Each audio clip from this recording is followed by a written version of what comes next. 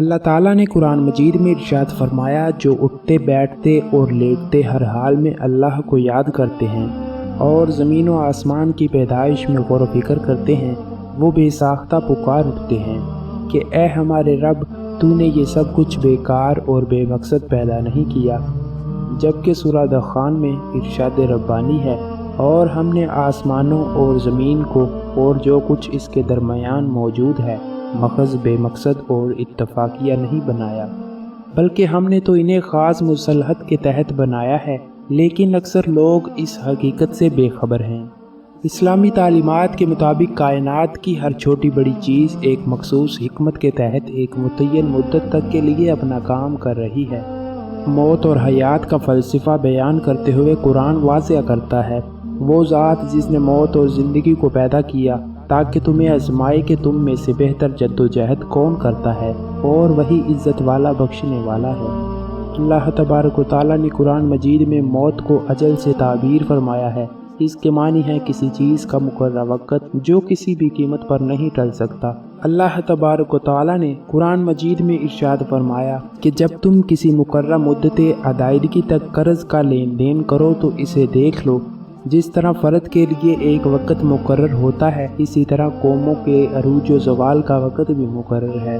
فرمایا ہر قوم کے لیے ایک معیار مقرر ہے، جب مقررہ وقت آ جائے تو ایک سیکنڈ کی بھی تاخیر نہیں ہو پائے گی۔ اسی طرح انسان کی موت کا بھی ایک وقت مقرر ہے۔ ارشاد ربانی ہے کہ بے شک اللہ کی طرف سے جب موت کا مقررہ وقت آ جائے تو وہ ٹل نہیں سکتا۔ رسول اللہ صلی اللہ علیہ وآلہ وسلم نے فرمایا، دنیا میں اس طرح رہو جیسے تم ایک راہ چلتے مسافر ہو یا کسی منزل کے راہی۔ حضرت عبداللہ بن عمر رضی اللہ تعالی عنہ کہا کرتے تھے، جب شام ہو جائے تو صبح کا انتظار نہ کرو، اور جب صبح ہو جائے تو شام کا انتظار مت کرو، اور بیماری سے پہلے صحت کو غنیمت سمجھو، اور موت سے پہلے زندگی کو غنیمت سمجھو۔ رسول پاک صلی اللہ علیہ وآلہ وسلم نے فرمایا، دنیا آخرت کی کھیتی ہے، یعنی دنیا میں انسان ایمان و عمل کی جو فصل کاشت کرے گا، آخرت میں اسے اسی کا پھل ملے گا۔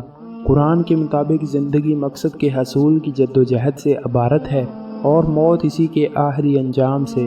اس لیے انسانی زندگی کا با مقصد ہونا خود نظام کائنات کے جواز کی بنیادی دلیل ہے۔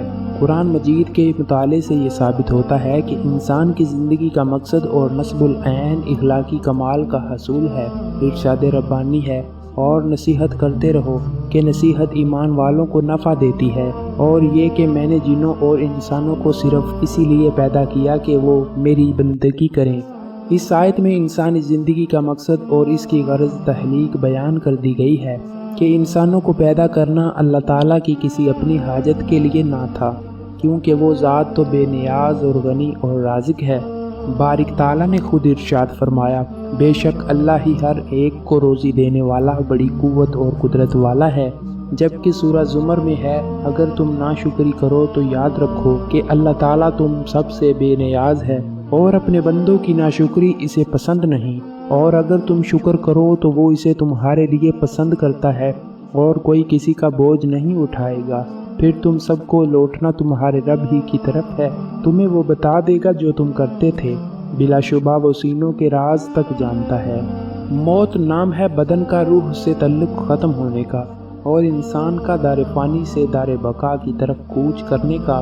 ترقی یافتہ سائنس بھی روح کو سمجھنے سے قاصر ہے، حالانکہ اللہ تعالیٰ نے قرآن کریم میں واضح طور پر اعلان فرما دیا ہے کہ روح صرف اللہ کا حکم ہے۔ موت پر انسان کے اعمال کا رجسٹر بند کر دیا جاتا ہے، اور موت پر توبہ کا دروازہ بند اور جزا سزا کا وقت شروع ہو جاتا ہے۔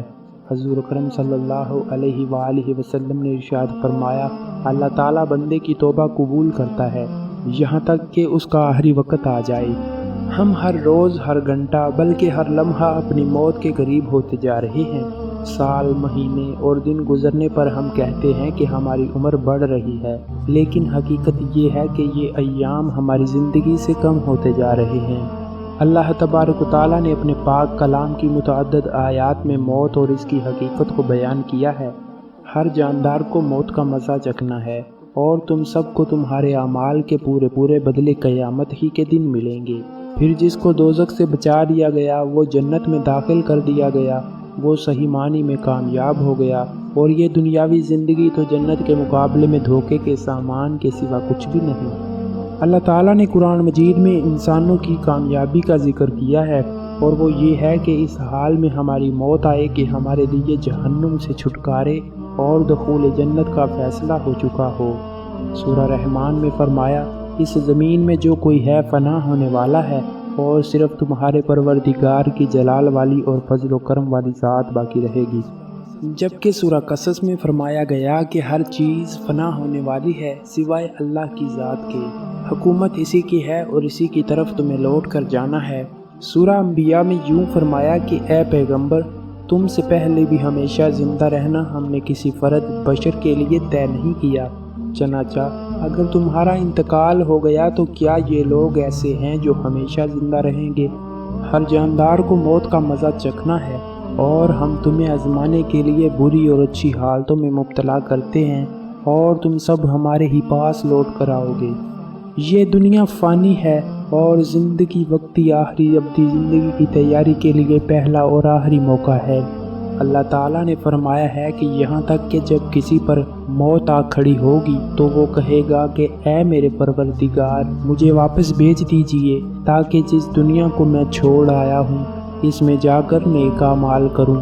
ہرگز نہیں، یہ تو بس ایک بات ہے جو وہ کہہ رہا ہے۔ اب ان سب مرنے والوں کے پیچھے ایک برزخ ہے جب تک کہ وہ دوبارہ اٹھائے جائیں۔ ضروری ہے کہ ہم افسوس کرنے یا آنسو بہانے سے قبل اس دنیاوی فانی زندگی میں ہی اپنے رب کو راضی کرنے کی کوشش کریں، تاکہ ہماری روح ہمارے بدن سے اس حال میں جدا ہو کہ ہمارا خالق و مالک اور رازق ہم سے راضی ہو۔ یہ دنیاوی زندگی کھیل کود کے سوا کچھ بھی نہیں، حقیقت یہ ہے کہ دار آخرت ہی اصل زندگی ہے۔ حضور اکرم صلی اللہ علیہ وآلہ وسلم نے ارشاد فرمایا، 5 امور سے قبل 5 امور سے فائدہ اٹھایا جائے، بڑھاپا آنے سے قبل جوانی سے، مرنے سے قبل زندگی سے، کام آنے سے قبل خالی وقت سے، غربت آنے سے قبل مال سے، بیماری سے قبل صحت سے۔ لہٰذا ہمیں توبہ کر کے نیک اعمال کی طرف سبقت کرنی چاہیے۔